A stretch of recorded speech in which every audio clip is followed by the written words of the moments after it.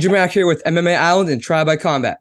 Today I'm joined by Gerry Meuse, Captain America, who's fighting for Combat FC on June 17th. Gerry, how are you doing? Of Good, you. Thanks for having me. course. So let's talk about your background. How'd you get into martial arts? Oh, so I have a PG version of that and a rated R version, but I'll give you guys the PG version today. So years ago, my little brother actually wanted to get into it. He was interested in MMA, so um, I actually started doing it to kind of help him get into it, and then I just kind of stuck with it. And they were like, "Oh, you're pretty good. You should try a smoker fight." And I did like a smoker fight, and I like put the guy down. I guess in smoker fights they usually like just it's to get experience.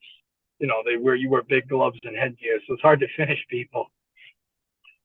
So yeah, that's how I got into martial arts. So is that your current gym? No, this was way down in like Virginia actually when I started doing MMA. So how'd you find Sichuan? Um, so I mean, I'm from like the Boston area actually, and my dad grew up in Everett. My mom's from Malden, and when I was in the military, I wanted to find a good place that did MMA to come back when I'd come back from leave and stuff on the holidays to train.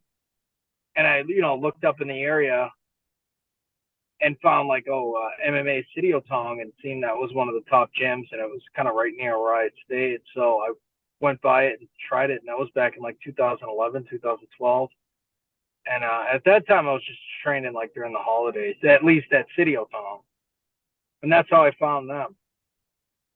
So how's the training there? I've heard some very like intense stories, like the bell doesn't end the round, the submission ends the round, stuff like that.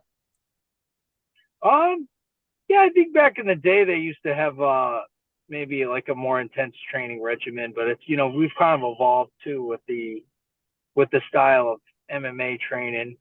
Back in the day, MMA they used to almost like spar like they were fighting, and the level of intensity for the training was very very high. And the City of Tongue's an old school; it's been around since the '90s, and they of course had some of those tendencies, but as the game's evolved, they've realized that intensity in training will equal like short career in fighting, and they've realized that like everywhere has realized that sometimes the volume of training is better because it allows you to accumulate more knowledge, and in turn more knowledge in martial arts would mean more skill. And so that's I think is essential. So they've kind of have evolved. City Tong is known for its sparring.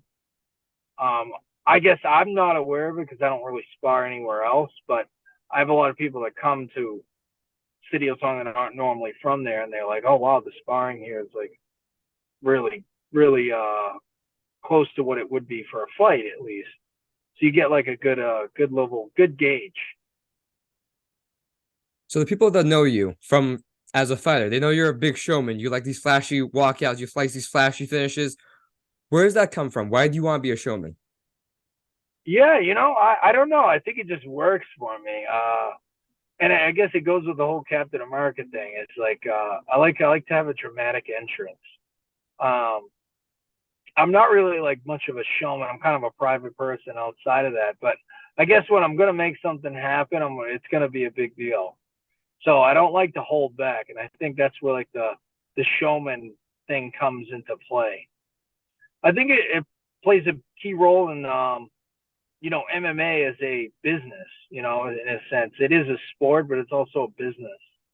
And to be successful in MMA, I think ultimately the most important thing is you have to be a good fighter, but also you have to be entertaining, and you also have to interview well. And those, if you have those three things, you can actually carry yourself pretty far. So you're very focused on the walkout. You plan your walkouts very meticulously. A lot of fighters just play some music, they walk out, and then they go into the fight. Do you feel like the art of the walkout has been lost over the years? To a degree, I think because the UFC is like the mainstream MMA, and the UFC they kind of just want to keep it all business, and they have like a show, they're on TV, they have a time clock to meet, and I guess walkouts are never really part of that thing. That's always been like a WWE thing. And so I think that's kind of the business MMA where that came from, is that walkouts aren't really part of it. I know in Pride and stuff, they used to do big, elaborate walkouts, and it would be like a show before the fight, and almost like a ritual per se. And UFC really was never part of that. And so yeah, it's something I do like to do, and I think it actually helps me to a degree. And I actually don't plan my walkouts very meticulously. I kind of just we come up with some creative ideas, and honestly, like, just wing it, like last minute. Like even this walkout, I have planned. One of like the people that was going to be a part of it ended up having like a little accident, and they're like not going to be able to be part of the walkout because they're out of commission physically. So I just have to adjust fire on that. So talking about your last event, New England Fights 52. So that's a very small stage, or wasn't a place for a walkout. So you improvised and did a dance inside the cage. How'd you come up with that idea? Yeah, so we take a lot of coordination. We kind of thought of something, because I like to do walkouts that are like kind of funny, because I think it helps like let go of your ego a little bit, because you're kind of like poking fun of yourself, or you're kind of clowning around, so to say. And I thought like I kind of took a spin on the Night of the Roxbury thing, where like they're like, who do you want to dance with, me, him? But we spun it, and we're on like, who do you want to fight? Which superhero do you want to fight? Spider-Man, Captain America, Black Widow. And I knew we didn't have a lot of room in order to do it, and we had kind of checked with the commission, and the commission was fine with us going inside the cage to do it, so that the fans could see it, and it would be someone on the screen. And it also played into the fact that we all went in there, and it was like he got to choose who he wanted to fight in a sense. And yeah, like I remember we were talking about that before the fight, because you had pointed that out, and I told you that Captain America always plans for contingencies, and that's basically what I had planned. Funny story, because when I fought Jay Hicksonbaugh, I hadn't seen Loco. Ironic, because I wasn't really able to train consistently for that fight. I was kind of training for like a military competition, and I hadn't seen Loco since the last fight when I hit the Twister in January. And Loco loves telling the story now, because like when I seen him the night of the fight, he was like, "Hey, so what's the game plan for this kid?" And I was like, "Don't worry about that right now." Like, I was like, "What do you got for dance moves?" And he was like, "What?" You like, okay. And I was like, "Can you do an Irish step? Like, what do you got?" And he's like, he was a little taken back that I was more concerned about the walkout than the fight, even though I hadn't really been able to prepare for the fight. And we were just winging it. So talking about the Twister, you had that Twister in GRA Cage Titans, first Twister in Cage Titans history. Oh, no. Oh, going back to it. Uh-oh. Uh-oh. Now he's got it. There's the Twister. Oh, this is tight. That's a tap. That's going to be a tap. Wow. The first Twister. Cage Titans history. And then you call your shot to me, which I still can't believe. Became the first fighter to get two Twisters, or first fighter to, I got two Twisters, and the first fighter in NEF history.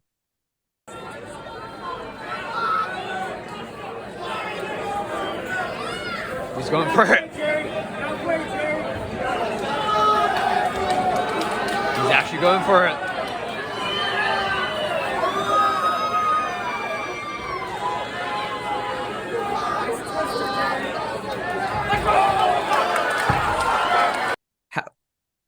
How did you even prepare to go for a Twister? Like, how do you train for a Twister?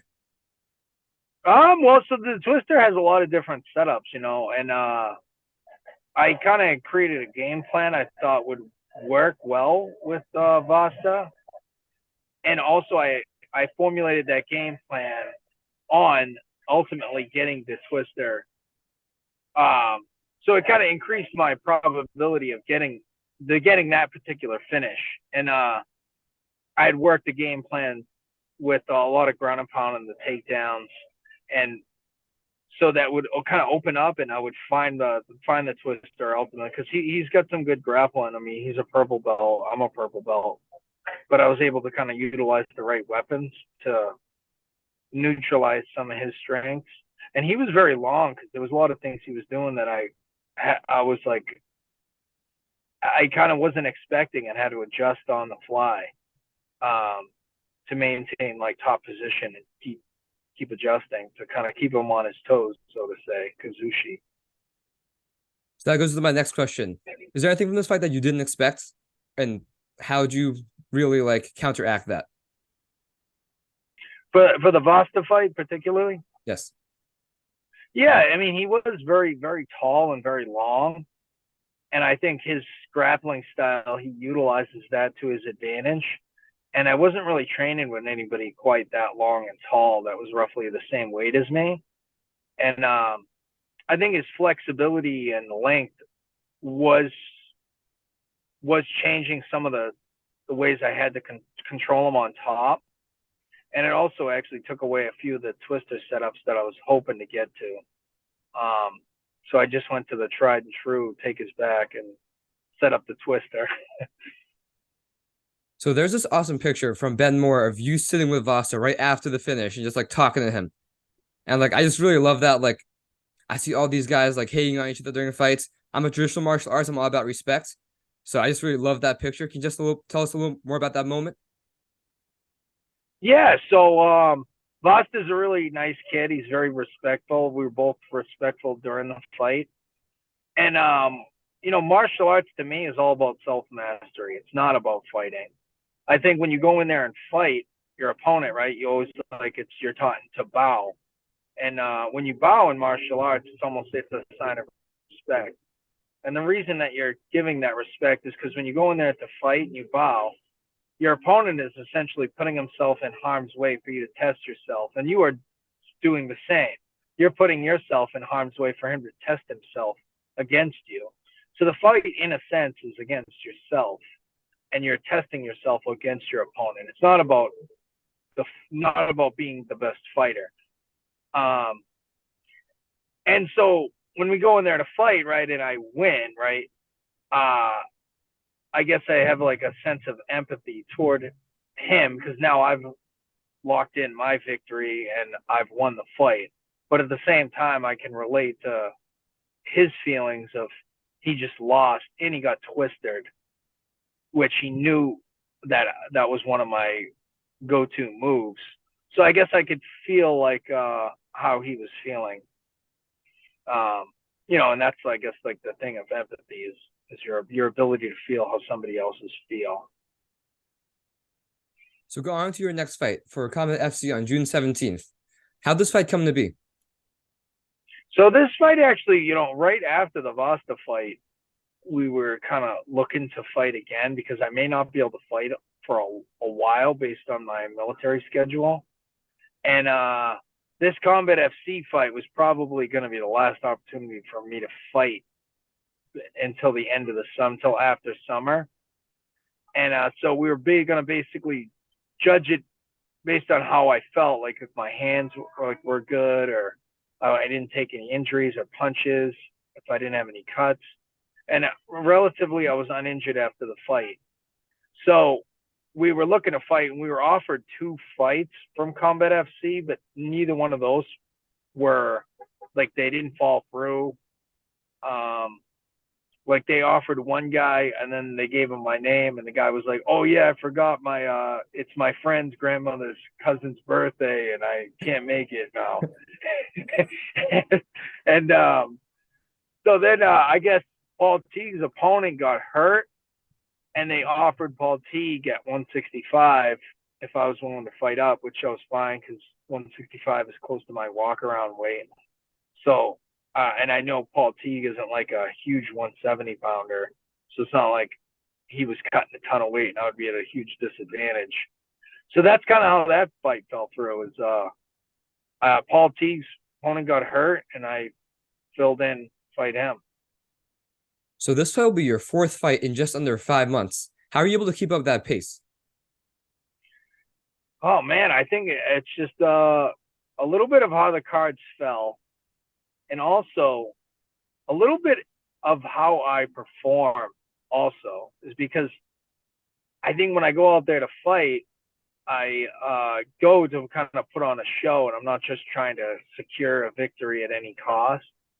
And I think that's kind of gotten me some recognition. And a lot of people actually they're like, oh, Captain America. I want to see like the Captain America fight because it's going to be entertaining and fun to watch. And he's going to try to pull something off, and rather than just win.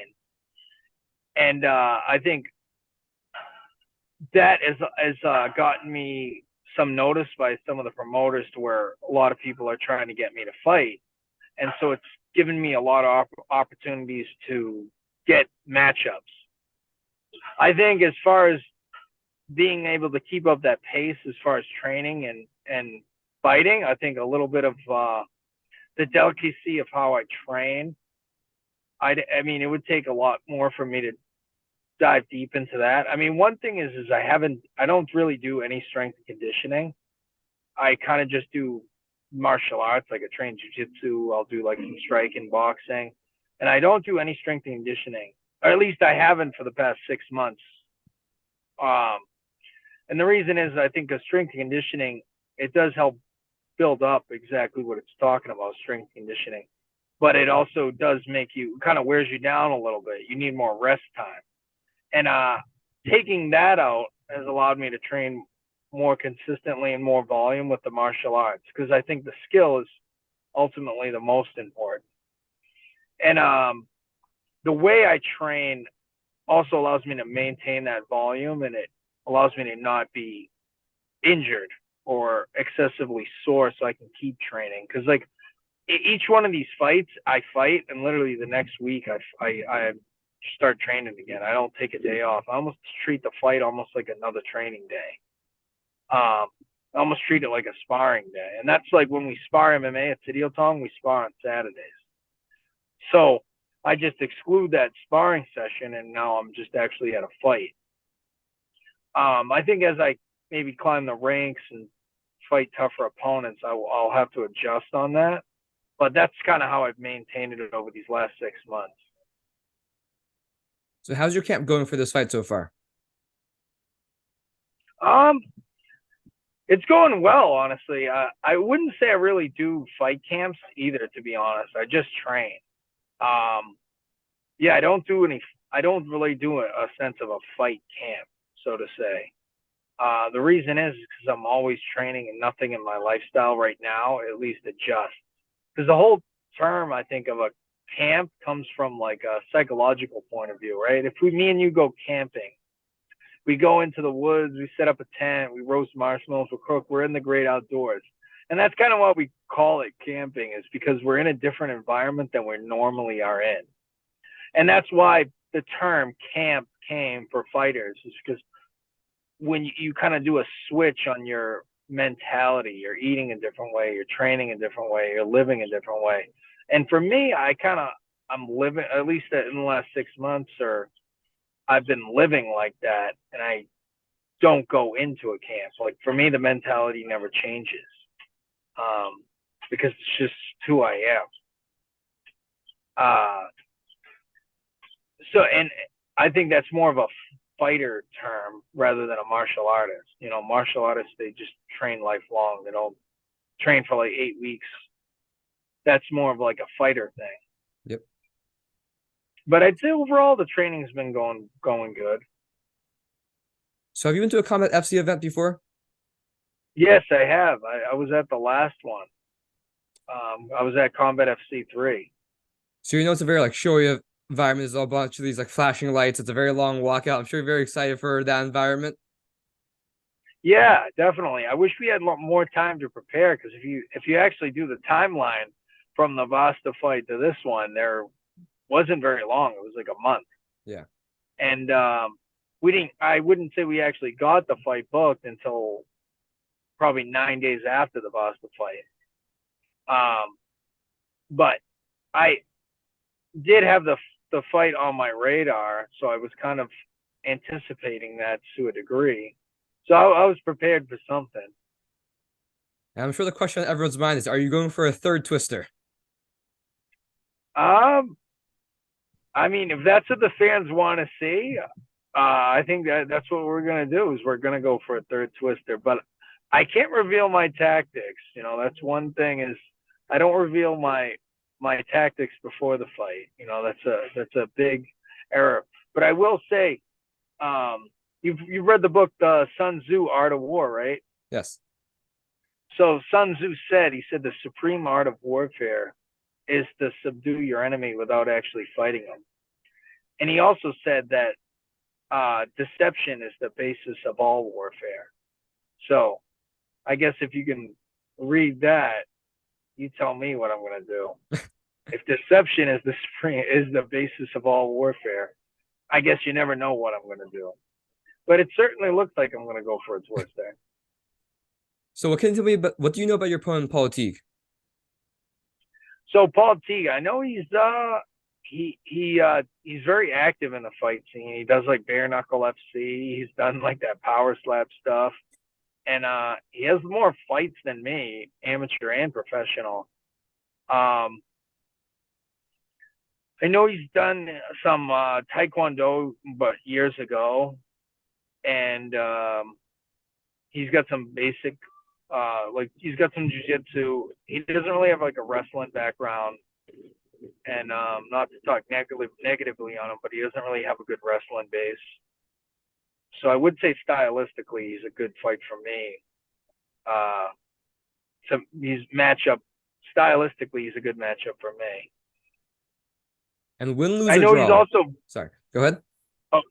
I know he's the type of person where he does like a lot of entertainment work up to the fight. Like I know he comes in like a clown mask for the ceremonial weigh-ins and the face-offs. So he's somebody that does like to hype up the fans and try to give them a show as well. So win, lose, or draw. What should people expect from this fight and from you? So, you always know what you're gonna get with me, right? Based on the last 4 fights, but I will say you never know what to expect. And there's another thing I'd say is, how you win is just as important as winning. And that's something I've kind of stuck with in the last couple fights, and I'll continue to stick with. How you win is just as important as winning. And I guess I can give an example of that. Is right as if I go out there and I just ground and pound Paul Teague, right? A lot of fights win by ground and pound, but like not a lot of people win by that, like Jean-Claude spinning back jump hook kick, like KO. You know, like when you land fights like that, or like that Anthony Pettis where he ran off the cage and hit Ben Henderson with that running off the cage kick. You know, people remember these like big highlights, and that's kind of what I go for, right? Because that's what people remember is like the big highlights, big fancy things, trying to pull off something that nobody else has pulled off. Ground and pound, you know, TKO, those happen in a lot of fights, and it is an effective strategy. But expect the unexpected. So you've been to decision just a couple times, only in your amateur career. So you have decision win, decision loss, and then a decision draw. What are your thoughts on MMA judging and the current scene of MMA judging? So honestly, I don't have too many thoughts on MMA judging, and I don't have too many gripes. But one thing I would say, right, is for me, if I'm not going to fight until after the summer, there's a lot of different ways you can improve on fighting. And if you're happy or unhappy with the way you're fighting, or way the judging is going in MMA, one thing I'd recommend is looking into and studying how the MMA judging is done. And when I was at the last Cage Titans, which I didn't fight, I was actually talking to some of the officials, and they talk about how some of the judges actually do a course, or the referees do a course on how the fights are refereed and how the fights are judged. And that's actually something I'm interested in taking next, is actually taking a referee and judging course, because that kind of gives you an insight on the what the judges and the referees are looking at in the fight. And if you can understand that, it'll give you like a take on little things you can do to kind of win the fight, or little tactics that you can employ. Just like me with the entertainment factor, right? Is when I do that, I'm looking at like from what the fans are looking at. I'm trying to analyze what the fans are seeing, and I'm using that to my advantage.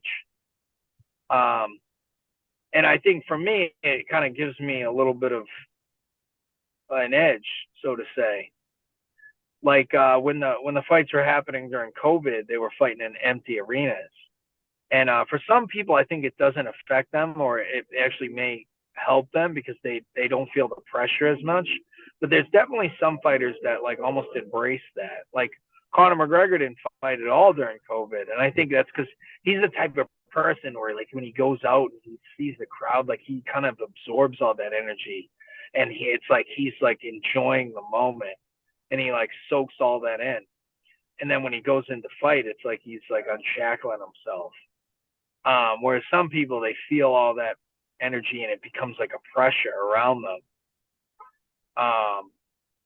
So yeah, that's kind of how I'd analyze that. So what are some of your short-term and long-term goals? Short-term under a year and a half, long-term over a year and a half. So I was talking to my manager about that actually for the fighting, and so for the next short term, I think I'd like to fight a few more fighters, and I'd like to kind of work to like the after this fight. I would say moving on to like phase 2, so to say, and I'd like to fight some more like mid-range competition, where because I'd fight somebody with like a lot of experience, but they have like at least a decent record, and maybe pull back from fighting so actively. Like you said, I fought 4 times in 6 months, and try to try to more like develop some efficiency with the training and dial it in to a little bit more of a focus than I am just training and then showing up for fights than I am now. So short term, I'd like to fight again in September, November, December, one of those, or at least 2 more fights before the end of the year. And that would put me at 6 fights for the year, which is considered pretty active. So I'd like to fight again in September. I'll be available, and then fight again either November or December. And long term,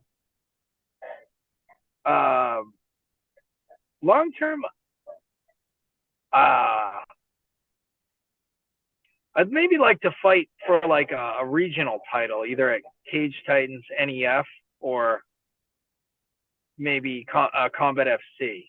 I think that would be long term. Like that would be like maybe a year plus. So short term, those are my short term and long term goals. So what do you do outside of the cage? We know you're in the military. We know that you do a lot of dance practice as well. What else? What do I do outside the cage? Yeah.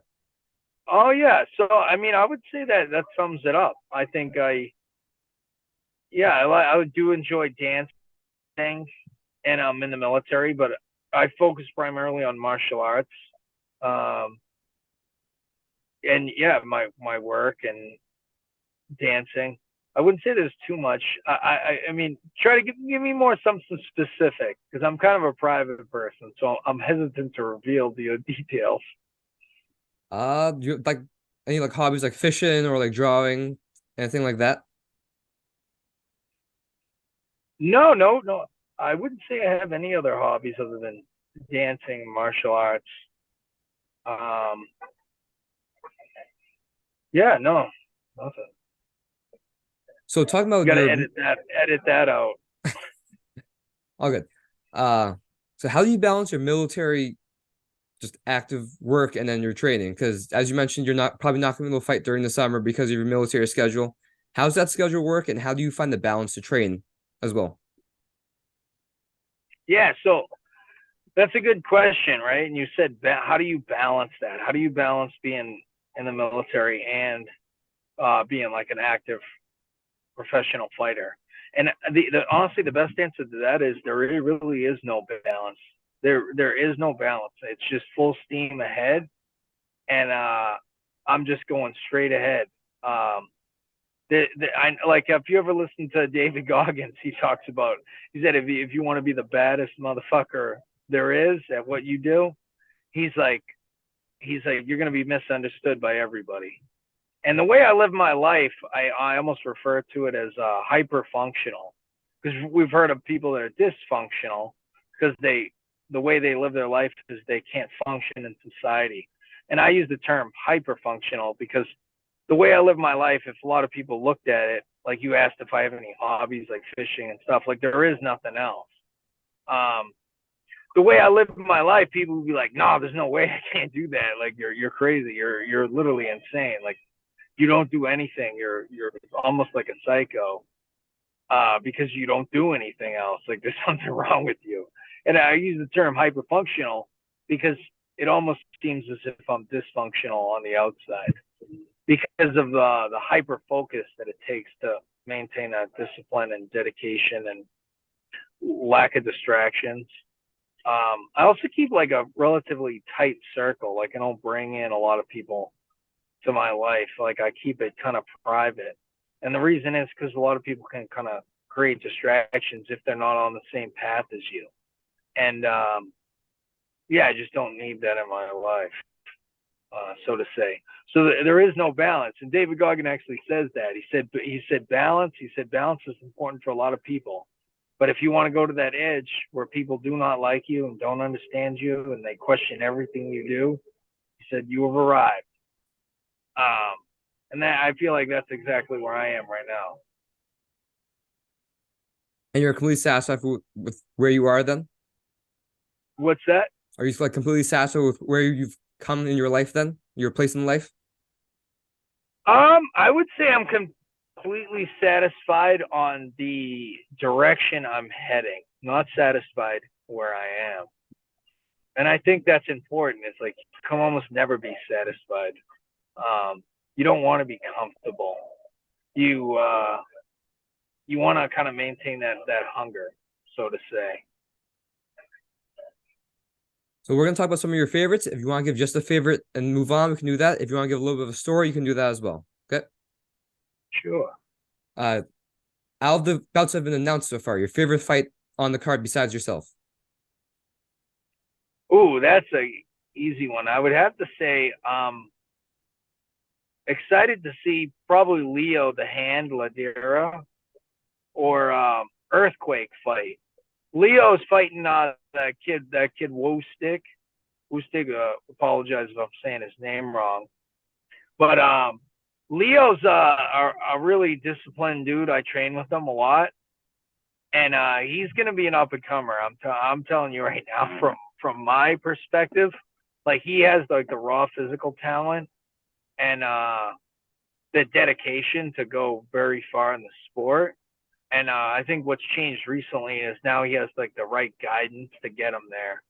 But you're gonna see him kind of climb the ranks of MMA over the next year or so. So I'm really excited to see that fight because I think that kid he's fighting is he's very durable. He's fought a lot of tough guys. Like he fought Mo Kin Ali, Yep. and Mo's a really tough fighter, and I felt like he hung in there with them. And Mo Kin just fought Peter Barrett, who is arguably like the top guy at the weight in New England. And Peter Barrett ended up finishing him, but Mo Kin fought Wustig, and they had a pretty decent fight. Mo definitely won, but Wustig definitely showed some durability. So that's definitely the fight I'm most excited to see. Your favorite big league fighter? Favorite big league fighter? I would have to say it's a close between Conor McGregor and GSP. A lot of people would hate me for saying this, but I honestly feel like McGregor is like the GOAT in MMA, only because he doesn't have the best record and he has a lot of losses, but because of I like his attitude. Like he has a lot of losses, but he doesn't like those losses are because he's trying to like do something great. Like he's almost like he's similar to me in the fact that he's a showman. Like when he fought Khabib, like he didn't have to fight Khabib. He could have just retired and everybody would have wondered like how McGregor did what he did. But he came back and fought Khabib, who was stylistically a tough matchup for him. And at that point, he had kind of lost his edge, I would say, because he was so wealthy and he had literally accomplished everything he had dreamed of doing when he was younger, like how he became a double champ and he had all that money in the bank and he had talked about it. So he had already accomplished everything he had set out. So that, believe it or not, will take your edge away because it's like, what was he doing? He was kind of just doing it to prove himself that he could keep going. GSP I really admire because GSP was extremely meticulous and he was very tactical. He would analyze his opponents in great detail and he would take their strengths and neutralize them and fight them in their weaknesses. And that's why I like GSP. Your favorite regional fighter besides yourself? Oh, I would say it's Slippery Pete. Slippery Pete, like he has so many great fights in cage titans. Like, yeah, there's just like he all like that when he fought Jacob Bond, that was a great fight. The Mo fight, last fight, like he's just right. And the dude's tough. He's just always putting on a great. I would say also like Sean Lally. Yeah. Everybody loves the Sean Lally fight. He's like a wrecking machine. But there's a lot of them. Not to be biased to the two guys that I trained at City of Song, but those two are very guys that I think a lot of people like to watch fight. Absolutely. I think I already know the answer to this question. What's your favorite submission? My favorite submission, yeah, probably the Twister. Definitely the Twister. What's second place? Second, I would say my second favorite is probably the Kimura. Yeah, second's probably the Kimura. Favorite one of your fights? Favorite one of my fights.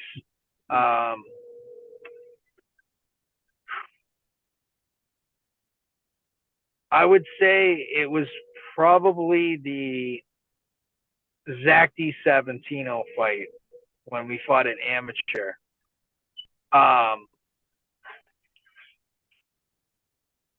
Yes, sorry, somebody called me, so I didn't know if we got cut off. But I would say, yeah, it's probably the Zach DiSavantino fight that when we fought at amateur. Now, maybe down the road we can do that fight again.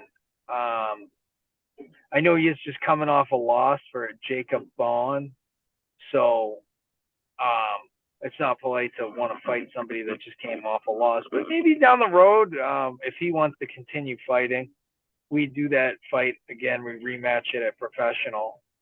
What's interesting now is when we had fought an amateur, he was an undefeated amateur that was creaming everybody. And then and I was like a little bit more of experienced of an amateur coming to fight him. So now when we rematch at professional, I'll be the undefeated professional that's been creaming everybody, but he'll be the professional that has the experience fighting a lot of the contenders in the local scene. But I think I probably need a few more fights to be like a true contender to be worthy of facing off against him. And I think he would need a win right before he fights somebody with as much momentum as me. To be fair. And I would say that fight or honestly the one in January where I hit the twister and I came back. I would say only because that one kind of was like the rebirth of me coming back to fighting. And I came back almost like a totally different fighter. So I would say it's either the one with Beau Parlant or the one that Zach D said. And what's your favorite food to eat after a fight? My favorite food to eat after a fight. Man, I guess what comes to mind, right? And it's terrible because it's no longer there. But I remember a lot of times after we'd fight at Cage Titans, a lot of us would go to San Diego's, and I would get the fish tacos there, the mahi mahi fish tacos, and I always like getting those. But yeah, I would say that. But unfortunately, San Diego's is no longer there, which is heartbreaking. But my favorite food in general is probably dark chocolate. But believe it or not, I don't really cut a lot of weight, and my diet doesn't shift too much during a fight. So I don't really get insane cravings, or like there's not like something I'm dying to eat after a fight, food that I haven't been able to eat for like a long period of time. So I'm not like dying to eat certain things after a fight. And my final question to you, if you could give yourself a message from 2018 when you went pro, what would that message be? The message would be you're gonna lose. The message would be is you're gonna lose. And the reason I would tell myself that message is because even if my future self came and told me that, I would be too stubborn to believe him, and it would just motivate me to train harder and work harder and create more efficiency, and build upon that, because sometimes your haters and your doubters can be your biggest supporters within yourself, because they can motivate you. So that's what I would tell myself, is that you're gonna lose. I was really confused there for a second. Like, you're gonna lose. Wait, isn't he undefeated? Yeah, exactly, right. And so, but the thing is, it's important to be aware of that, right? Because I'm undefeated, right? But I think there's a lot of people are maybe hyping me up, but it's important to not hype myself up, because a big part of martial arts is humility. And I think to be great, you can't be just completely humbled, or you're just like, oh, there's nothing special about me. You need to have somewhat of an ego, because you need to believe that you can be great. You just have to be aware that you're not as great as you could be, no matter what you've done. And when you have that humility about yourself, it gives you a self-awareness, right? Because a lot of people are like, oh, this, like, even you're like, I can't believe it. He hit 2 twists as the first MMA fighter ever. Oh my God. He could probably twist up Gordon Ryan. Like, you can't be like, you can't buy into that. You have to be aware of what's actually happened, because if we look on the outside, I haven't really fought anybody that's like a UFC caliber fighter, and if I buy into my own hype, I may start to lose that edge and think that I'm as good as everybody else thinks I am. But I need to be aware of that. And that's why I would give myself that advice, that you're going to lose, right? Because if I keep fighting, right, if I keep testing myself and I keep stepping up the level of opponents, it is likely that I'm going to lose. And I need to be aware that fight is one fight away every time.